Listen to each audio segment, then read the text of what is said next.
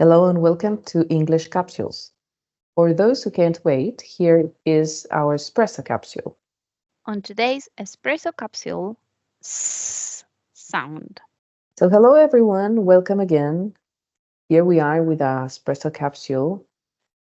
Today we have decided to speak about one of the most challenging sounds for Spanish speakers sound. Many people don't notice that the pronunciation of words that begin with S followed by a consonant uh, requires a certain skill, and most people don't notice that we tend to put an E sound at the beginning of the word. So instead of saying stop, people say stop. Exactly. So, this is one of the many examples that we were brainstorming before we start. We have examples like start, like spider, strong. So the cluster, the group of consonants is S together with consonant sound. It can be T, it can be N, like in snake, it can be P, like in speech. We have a variety of these sounds in English. I think it's quite abundant, actually. Mhm. People don't tend to pay attention to this sound, as we were saying. And the problem ends up being this that in order to be able to pronounce it, we need to add an extra sound that the word actually doesn't have. Looks like an inoffensive sound, but actually it isn't. And it's very important that we learn how to breathe through this sound and that we learn how to make it properly because in English, pronunciation is very important. Sure. So I think that one of the causes for this is that in Spanish, we do not have words that are similar to the examples that we are mentioning. As we were saying, it is very important to identify that in English there are many words with these clusters that we were mentioning, and we think that this is part of the solution to start to identify the clusters that we are mentioning and then to start to monitor the way in which we say those clusters. So, in a way, to make it like conscious, to be aware of the sounds. It's a key factor being aware of the sound.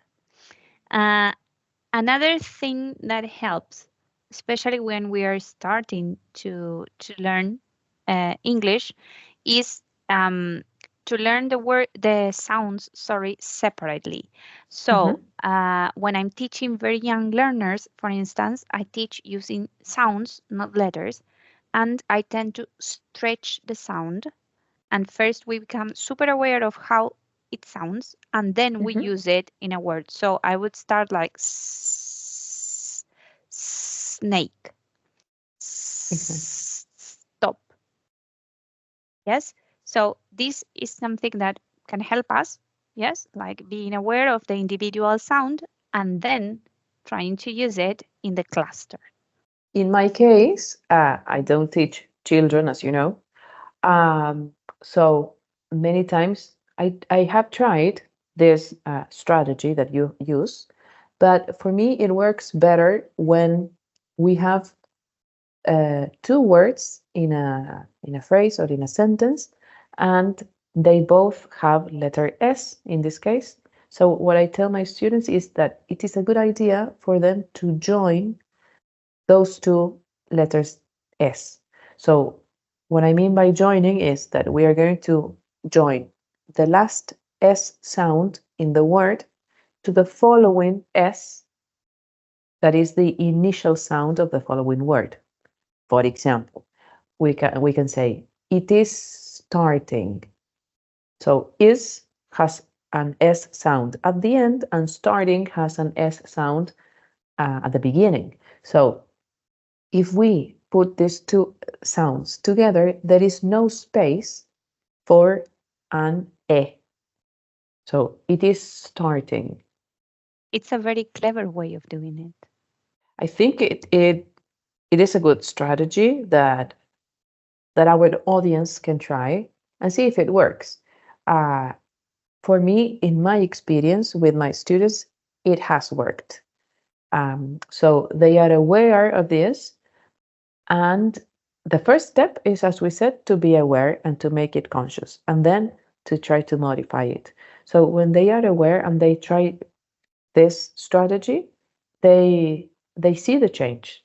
They start to see the change and they implement this all the time. So I would say stay tuned because we are preparing more espresso capsules with challenging sounds for Spanish speakers. And we see you again on Friday for our regular capsule. So bye for now. Bye.